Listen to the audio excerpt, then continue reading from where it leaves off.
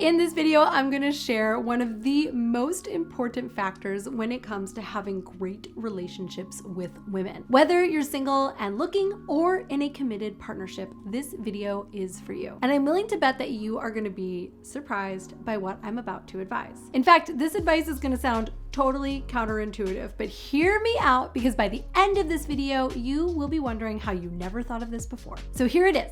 If you want to build and maintain quality relationships with women, you have to build and maintain quality relationships with men. I'm going to tell you exactly how. So many men are struggling with creating and sustaining deep emotional bonds with other men. And I'm not talking about like the occasional hockey league or getting together to drink beer and watch football. I'm talking about real, emotionally intimate relationships. Guys that you can lean on when times are tough. Guys that can show you care and affection. Men that you can talk about your feelings with on a regular basis. Because believe it or not, having these types of relationships will make you infinitely more attractive to women. I'm Caitlin V. I've been working with men on improving their sexual and romantic relationships for 9 years. And I have found over and over again that the clients who I serve that have great relationships with men also have great relationships with women. I'm going to explain why that is. And if you like this kind of content, make sure that you subscribe to this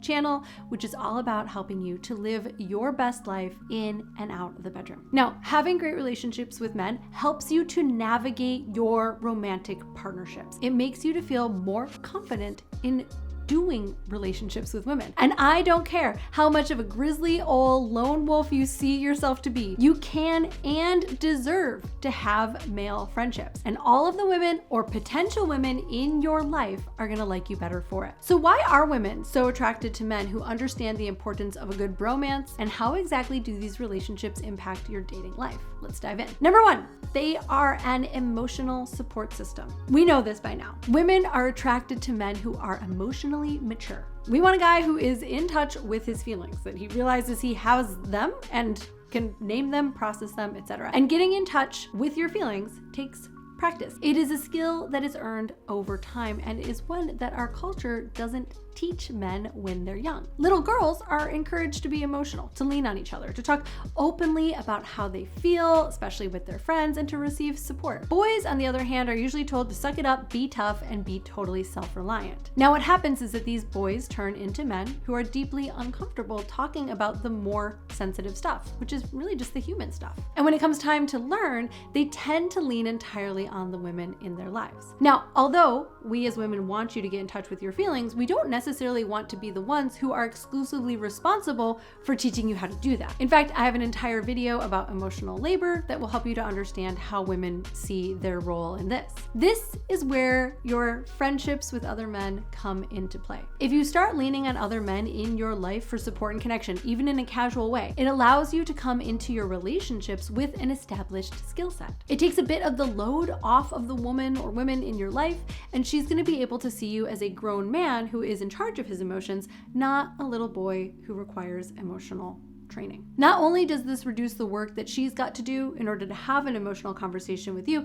it also allows her to perceive you as an equal, as a man who is capable of being a great partner to her. And this is something that all women want. I should say all healthy and or healing women want. Certainly there are women out there who would love to be your emotional dumping ground because that's a great way to manipulate you, but we don't want that. All right, number two, it'll improve your communication. Good communication is one of the key pillars of a strong relationship. Without it, you're pretty much dead in the water. Having strong male friendships will improve your communication in two ways. First off, you will simply have more practice, like communication, just like anything else. By talking through your feelings, as well as having the opportunity to support your friends through their own issues, you build the skills to hear each other out, as well as your own skills in voicing your perspective. Now, the second way that these relationships help to improve your communication is that you get to have a test run before going to a romantic partner. Having the chance to talk through whatever you are going through with a trusted friend gives you the chance to clarify your own point of view. I do this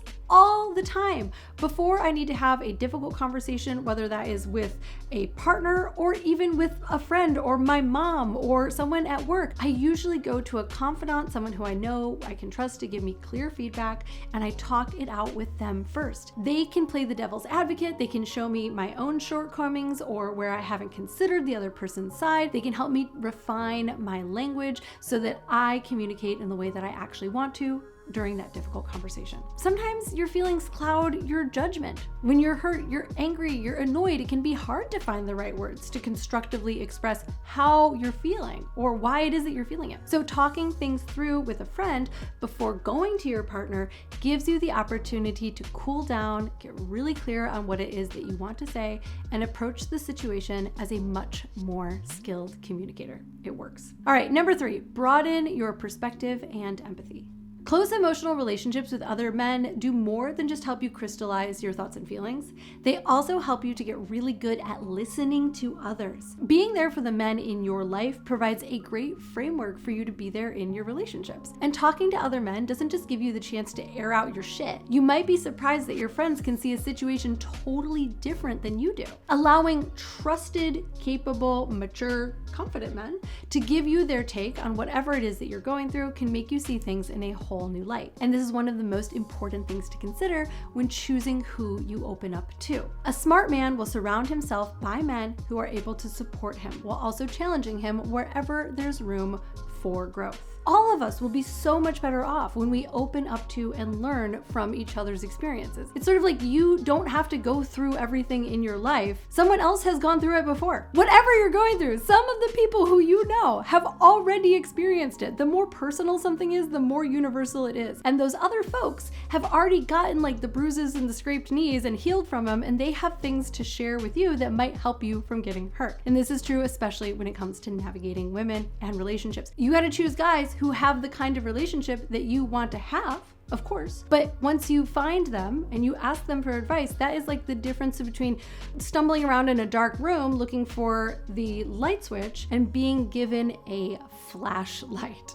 The fourth reason that male friends are so important is that they help you build your confidence and independence, which are two things that all women seek in potential partners. But even more importantly, being confident and independent is going to prevent you from getting into a toxic relationship. Remember that if you are with someone who understands, even subconsciously, even if they're not doing it intentionally, how to manipulate you because you have low self-esteem or your confidence is down and you're not actually in touch with what is going on in your life, you actually open yourself up for some really unhealthy relationships with women who are capable of taking advantage of you. And again, it's not even that they're malicious. They might not even know what they're doing. They've got their own trauma and their own stuff to heal. But you, as someone who is isolated, who doesn't have a lot of connections or a lot of friends in his life, who doesn't have other people who can go to support him, are a sitting duck for someone who wants to latch on and use you and abuse you. This is true for women as well. I'm not saying anything that hopefully you don't already know. If it wasn't a good enough reason that it makes you more attractive to women, it also helps you to repel the kind of women that you don't want to be in a relationship with. And if you are already in a relationship, then rekindling your connection with yourself is often the first step to strengthening your bond with your partner or leaving a relationship that doesn't serve you anymore. And independence doesn't mean being alone, okay? It just means existing independent of your romantic partnership, which male friends can help you to do. I can't tell you how many women I know complain about how their partner doesn't have a social life of his own. And when a woman feels like her partner is losing his identity outside of the relationship, it's really hard to stay attracted to him, and vice versa. Having strong bonds with men in your life gives you a sense of identity outside of your romantic bond. These relationships make you feel like you have a life outside of the relationship, which creates the dynamic of two fulfilled people who are choosing to be together, not two kind of mushy, don't know where one ends and the other begins, boundaryless people who are in a relationship out of dependence or necessity. Building a sense of confidence and independence is crucial to both attracting and keeping a healthy relationship because it maintains a level of curiosity within the bond. When you've got stuff going on in your own life, you have more to share and to bring into the relationship. Imagine that you're in the kind of relationship where you spend all day, every day together. All of your hobbies are the same. Your social system is the same. you always go to the grocery store together, you always go to dinner together with the same friends. What are you going to talk about when you get home? Work? That's boring. I want you to have your own interests so that when you get home, when you get away from seeing that partner and then you come back together, you've got new stuff, new perspective, new things to share. You want to talk about spicing things up? It is as simple as that. All right, number 5, it reduces the pressure on your romantic relationships. There is a stereotype about men and women in relationships, but you might have experienced it. In the early days of a relationship, women tend to want to get to commitment faster while men are stereotypically avoiding it, right? But then once commitment is entered, men actually tend to put too much pressure on the partnership. And for a lot of men, their girlfriends or wives are the only people that they really feel that they can be sensitive around. They're the only people who ever hear about their problems, the thing that's going on at work, the way that their mom makes them feel. They're the only people who men truly open up around.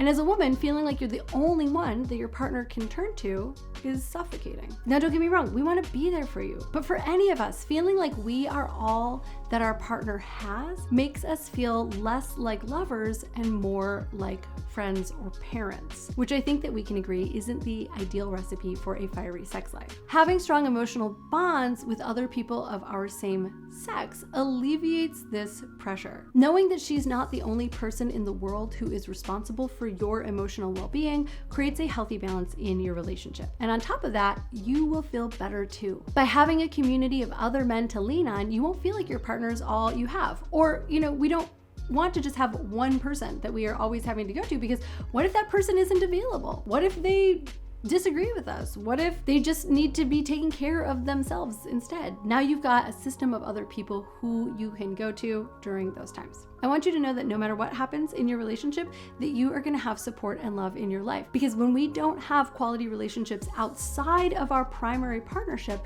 we're less likely to leave if that dynamic gets unhealthy for us. Because who are we going to go to? When you feel firm in your network, you are able to approach romantic relationships from a position of power, not desperation. And that is better for all of us. Number 6, getting support during challenges. Men who have a network of friends can rely on this group for support during the hard times. This kind of support is so helpful, especially during times of stress or conflict in your relationship. Having someone to talk to can help you to get to a solution sooner and in a healthier way. And the men in your life who care about you and want what's best for you can offer you perspective, advice, a shoulder to cry on, a project to work on together while you're sorting through that stuff. When we exist inside of a community, we are able to understand ourselves and our lives. We feel more capable of working through the biggest challenges. In other words, we're not alone. Leaning on other men for support is one of the best things that you can do for yourself as well as your partner. So open up to your buddies. Call that guy that you think is kind of cool and ask him if he wants to go for a beer. The next time that your friend asks how you're doing, be honest with him. If you're not doing it for yourself and to protect yourself from being in an unhealthy relationship, then do it for the other people in your life. Women, wives, children, girlfriend. I promise they will notice. And if you're afraid of going first and being rejected, I totally get it. Who wants to be so vulnerable as to say to someone, hey, do you want to hang out? You seem cool. Think we could be friends. But I promise that you won't be worse off for trying. None of us ever died from being the first person to say, hey, want to grab a beer? And if you want help with this or anything else that is related to sex and relationships of all sorts, you can apply for coaching with me and my team. The link is in the description. I'm Caitlin V. Thank you so much for watching, and I will see you here next week. Bye-bye.